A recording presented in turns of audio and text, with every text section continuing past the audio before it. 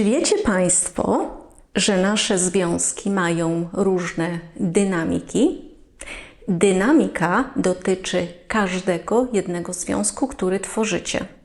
Dotyczy oczywiście par, dotyczy związków partnerskich, małżeńskich, ale również dotyczy związków z Waszymi bliskimi, mamą, tatą, rodzeństwem, znajomymi. Również macie dynamikę w pracy ze swoimi współpracownikami, z przełożonymi. Czy wiecie również o tym, że dynamiki związków mieszają się i przeplatają ze sobą, czyli oznacza to, że w jednym związku funkcjonuje dynamika, która do tego związku nie należy, tylko należy do całkiem innego związku. W dzisiejszym nagraniu na podstawie przykładu pokażę powody, dla których te dynamiki, jak mówię, ciągle się mieszają. Pokażę, jak zmienia się dynamika związków i czy w ogóle może ona się zmieniać lub dlaczego pozostaje cały czas na niezmienionym poziomie, bo nie opłaca się jej zmieniać. Serdecznie zapraszam do nagrania.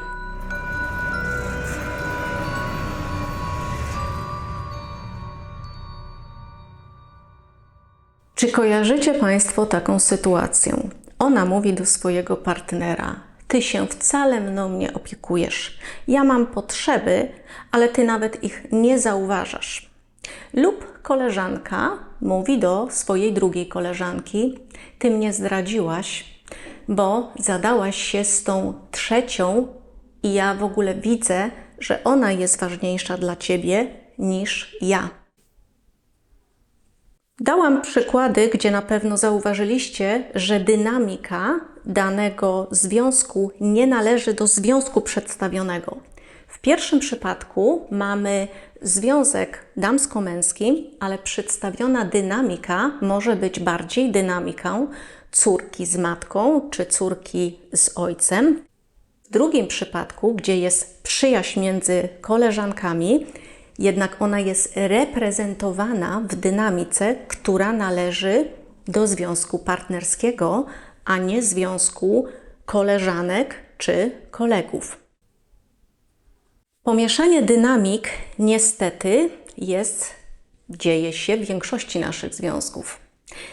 Oznacza to, jak wcześniej już wspomniałam, że dynamika danego związku jest reprezentowana w związku, który tej dynamiki tak naprawdę mieć nie powinien, czyli jest to dynamika przejęta z innego związku. Skąd bierze się takie pomieszanie? By odpowiedzieć na to pytanie, posłużę się przykładem. Do gabinetu terapeutycznego wchodzi para. Oboje są w podobnym wieku, mają około 40 lat. Ona siada naprzeciwko terapeuty, jest to postawna blondynka z lekkim, bardzo ładnym makijażem. Ma na sobie bawełnianą bluzeczkę i spodnie, dżinsy oraz sportowe obuwie. On siada po jej prawej stronie, co oznaczałoby, że to on trzyma prym w domu, czyli on jest sterem w tej rodzinie. Jednak nic bardziej mylnego. Siada on z boku nie dlatego, że wodzi prym w tej rodzinie, ale dlatego, że to ona jest naprzeciwko terapeuty i ona ma wziąć odpowiedzialność za bezpośredni kontakt z terapeutą. Różnice między nimi są bardzo widoczne. Ona wygląda bardzo ładnie, ale dojrzale, a on wygląda jak młody chłopak. Co mam na myśli? Nie znam się na modzie, ale na pewno ubrany jest nie jak na 40-latka, powiedziałabym bardziej, że jak na 17-latka. Również w jego całej postawie jest bardzo dużo młodzieńczości, tylko tej młodzieńczości 17-latka, a nie młodzieńczości 40-latka. Agnieszka i Piotr, tak nazwałam tą parę, mają dwójkę dzieci, mają starszego chłopca i młodszą dziewczynkę. Po co właściwie przyszli, czyli jak zaprezentowali terapeucie swój problem? Powiedzieli, że mają problem z komunikacją, co jest bardzo klasycznym problemem, które pary wnoszą do gabinetu terapeutycznego. Nie był to ich rzeczywisty problem, jak się Państwo domyślacie.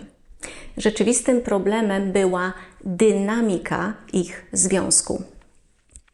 Nie był to bowiem związek partnerski, gdzie we dwoje współpracowali ze sobą, ale raczej był to związek matki z synem. Na tyle był on widoczny, że przełożył się nie tylko na to, co wypowiadali, czyli na werbalny sposób przekazywania informacji, ale przełożył się na to, jak wyglądali i na cały ich body language. Pytaniem jest, dlaczego dynamika w tym danym związku i w innych związkach jest pomieszana i czemu właściwie to służy. Związki przejmują dynamikę innych związków, tak jak mówię, które naturalnie do nich nie należą, dlatego że realizowane są poprzez tą dynamikę pewne potrzeby partnerów. Oprę się na tym przykładzie, co wcześniej powiedziałam. Z ogromnym prawdopodobieństwem para realizowała takie potrzeby. On realizował potrzebę czucia w tym związku, w tej dynamice, że ktoś sprawuje nad nim opiekę. Czyli można przypuszczać, że niezaspokojona była potrzeba z domu rodzinnego, potrzeba matki i syna. Coś tam nie zagrało, więc on realizował tą potrzebę w związku. Ta pani z kolei była opiekunką i przy takim partnerze mogła z łatwością sprawować nad nim kontrolę. Kontrola, może wiecie, ma swoje źródło w lęku, więc z dużym prawdopodobieństwem jej doświadczenia w tle naznaczone były lękiem. Nie umiała oczywiście odpuścić kontroli, dlatego że była zlękniona i bardzo chciała, mimo że bardzo chciała, żeby ktoś się nią zaopiekował, to nie była do tego zdolna. Realizowała ona taką potrzebę, że niwelowała lęk. To była potrzeba tej pani. Zapożyczamy dynamikę z innego związku z dwóch powodów. Po pierwsze dlatego, jak nawiązałam wcześniej do przykładu, że zaspokajamy w danym związku potrzeby, które były niezaspokojone z innych związków. Czy rozumiecie? Jeżeli w danym związku, tak jak mówiłam, matka, syn, zostały potrzeby niezaspokojone, to one będą zaspokajane w tym nowym związku. Drugim powodem jest to, że dzięki związkom, co jest pozytywną rzeczą, uleczamy nieuleczone części naszej osobowości. Czyli przytaczając jeszcze raz ten przykład, jeżeli pan w tym przykładzie ma zranioną tą część swojej osobowości, która budowana jest w relacji matka-syn, to nie dość, że spróbuje te potrzeby wynagrodzić sobie w związku, to w tym związku również może tą część uleczyć. To samo z partnerką, z panią Agnieszką, którą podałam. Wybiera ona swojego partnera nie przez przypadek. Przypuszczam, że wybrała go z 1000 innych mężczyzn, których spotykała w swoim życiu, którzy gdzieś tam w tle byli jej życia, ale on nie tylko umożliwiał zaspokojenie potrzeby kontroli, czyli tego lęku w tle, ale dawał naprawdę realną szansę na to, by ona mogła uleczyć tą zlęknioną część swojej osobowości. Czy taka pomieszana dynamika może się zmienić, czy zazwyczaj się nie zmienia? Zapewne takie pytanie mogło pojawić się teraz w Państwa głowach. Może ona pozostać i może się również zmienić. Dynamika może trwać wiecznie, taka sama i w tym wypadku, o którym mówiłam, ten pan pozostanie na zawsze dzieckiem, a ta kontrolująca pani zawsze będzie się nim opiekować. Czyli zostanie zrealizowany pierwszy punkt, a nie drugi. Pierwszy punkt, jak pamiętacie, to była realizacja potrzeb, a druga naprawa osobowości. I może się tak stać, że do końca ich wspólnego życia będą zaspokajać potrzeby, a jednak osobowość, te zranione części, te z deficytami nie będą się zmieniać. Dlaczego dzieje się tak, że ten drugi punkt nie jest realizowany? Dlatego, że my czujemy, że jeżeli przejdziemy do drugiego punktu, to rozumiecie Państwo, pierwszy nie będzie już realizowany. Czy oni kiedykolwiek znajdą się w punkcie, gdzie odważą się zrezygnować z tego pierwszego punktu, tych realizacji tych potrzeb i przejdą do drugiej części osobowości? Oczywiście tego nie wiemy, bo jak powiedziałam, podskórnie wiedzą, że mogą nie realizować już tych potrzeb, co oczywiście jest jednoznaczne z tym, drodzy Państwo, że związek może się rozpaść, bo mogą nie zdołać naprawić tej osobowości. Te zaspokajanie potrzeb jest bardzo pierwotne i bardzo silne. Nie zawsze osoby chcą zrezygnować z tego, by w związku zaspokoić te potrzeby. Więc jak przejść do punktu drugiego? Takie naturalnie pojawi się pytanie.